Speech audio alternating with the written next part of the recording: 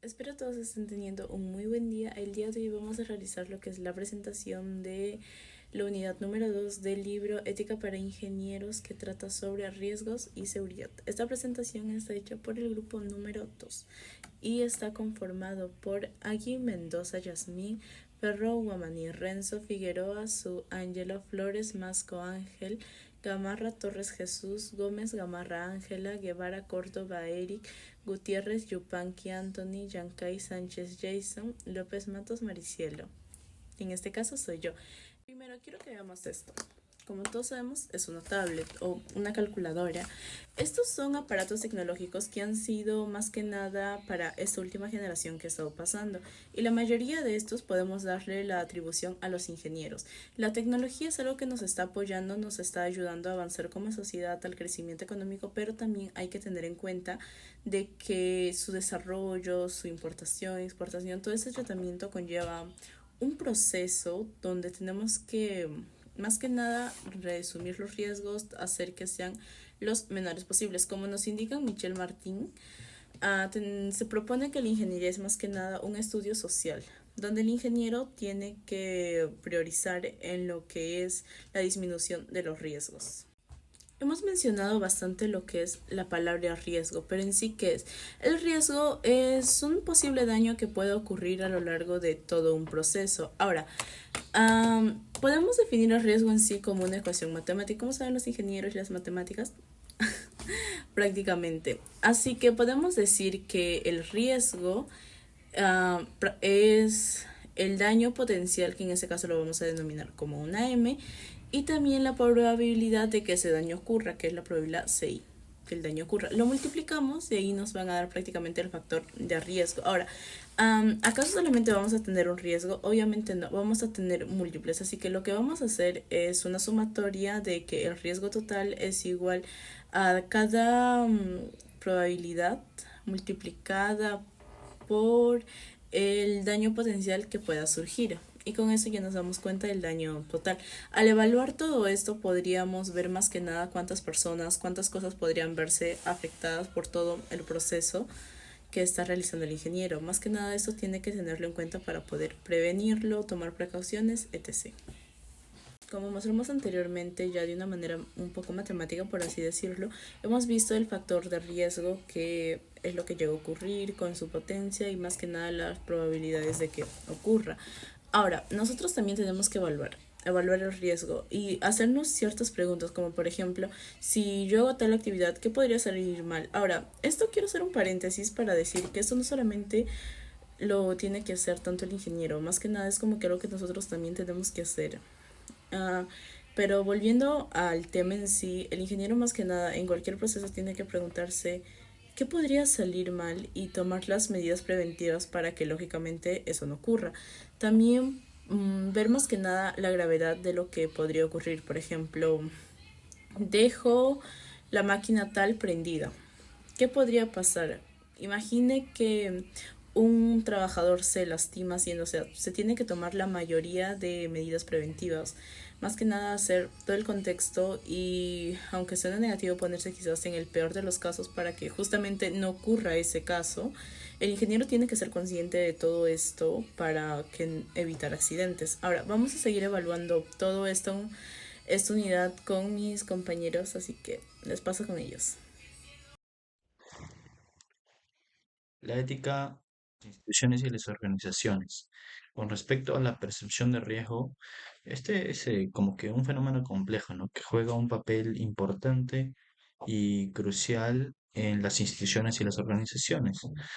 Eh, en conjunto, se toman decisiones y gestionan situaciones, ¿no? De potencial riesgo, podemos decirlo, que en consecuencia la percepción que toma cada uno depende, ¿no? A cómo la evaluamos y procesamos esta información con relación a las posibles amenazas o consecuencias negativas de nuestras acciones, ¿no? O la del entorno que nos rodea.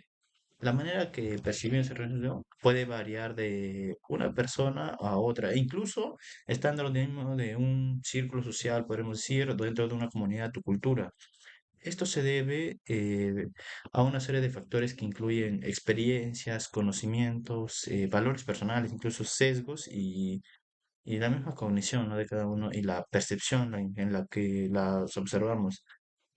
Bueno, con respecto a la comunicación de riesgo, en consecuencia de ya de la percepción de riesgo, la comunicación de riesgo es un proceso fundamental para informar a las personas sobre posibles amenazas o peligros de las decisiones que tomamos, así como para ayudarlas a comprender que puedan protegerse a sí mismos o a sus comunidades o instituciones, ¿no? Una comunicación efectiva de riesgo requiere considerar diversos aspectos desde la claridad del mensaje hasta la confianza, ¿no? De ese mensaje también con la que le decimos la del público, ¿no? En comunicación y en la información proporcionada que damos para poder prevenir, ¿no?, toma de decisiones que nos vayan a repercutir en riesgos, ¿no? Y con respecto al manejo de estos, o sea, manejo de riesgos, el de riesgo, bueno, tiene que ser un proceso como que integral, ¿no? Porque tenemos que identificar todos los factores que lo han provocado y tratar de mitigar los riesgos que enfrentan las organizaciones, algunos proyectos, podemos decir, en instituciones de manera burda, ¿no? No, clasificándonos en gráficas, ¿no?, que hemos observado en la lectura que tienen cierta orden de jerarquía, lo podemos decir. Estas gráficas se observan en el documento que hemos mandado, que son como que riesgo medio, riesgo bajo, riesgo medio también y riesgo alto. Bueno, en principio básico de esto es que si un posible riesgo cae en una zona inaceptable, se tiene que tratar de evitar esta o tratar de reducirla.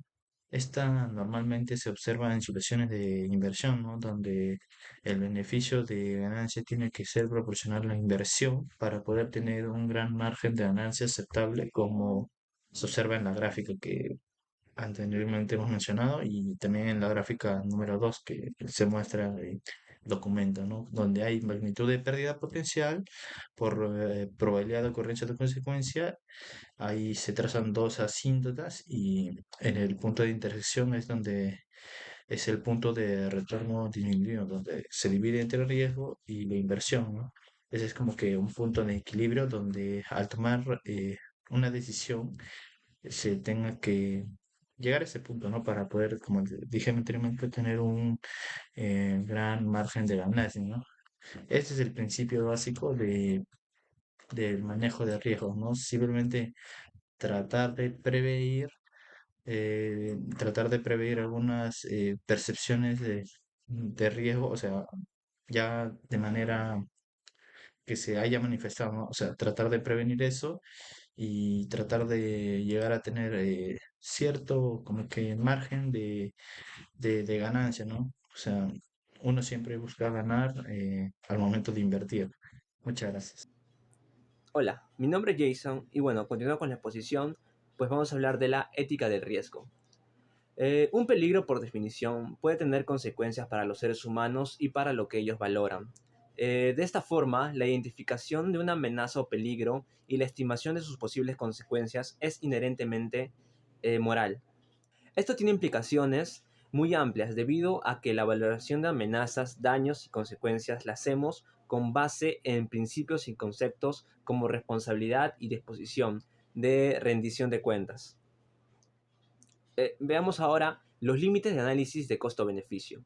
Con frecuencia, el impacto ético de la tecnología se discute en términos de un análisis de costo-beneficio. Sin embargo, este método de determinación del riesgo aceptable está limitado por sus características del utilitarismo. Veamos así algunas de sus limitaciones, pues tenemos que no es posible anticipar todos los daños y beneficios de cada opción. Tampoco traducir todos los daños y beneficios a términos monetarios es difícil y controvertido, especialmente al asignar valor a la vida humana y el medio ambiente. Existen métodos que intentan hacerlo, pero su credibilidad es cuestionable por razones éticas. El método de análisis costo-beneficio puede estar sesgado y no siempre distribuye equitativamente los costos y beneficios. La ética del análisis sugiere considerablemente el balance para la sociedad en conjunto, ignorando el impacto individual. El método no permite el consentimiento informado sobre los riesgos tecnológicos, a pesar de sus limitaciones. El análisis costo-beneficio es útil cuando no amenaza seriamente los derechos individuales. Ahora, derechos y consentimiento informado. En el campo de los riesgos de vida, salud y seguridad, los derechos juegan un papel muy crítico. Los derechos sirven como una barrera protectora que blindan a las personas contra las infracciones injustificadas a su agencia moral. Los derechos no aceptan compromisos, no se pueden agregar en un único total homogéneo. Los derechos de cada persona cuentan de manera separada y tienen su propio valor moral independiente. En conclusión, tenemos que en nuestra sociedad tecnológicamente avanzada, pues el público confía en los profesionales para recibir información objetiva sobre los riesgos. Los ingenieros tienen una responsabilidad que va más allá del uso adecuado de la técnica.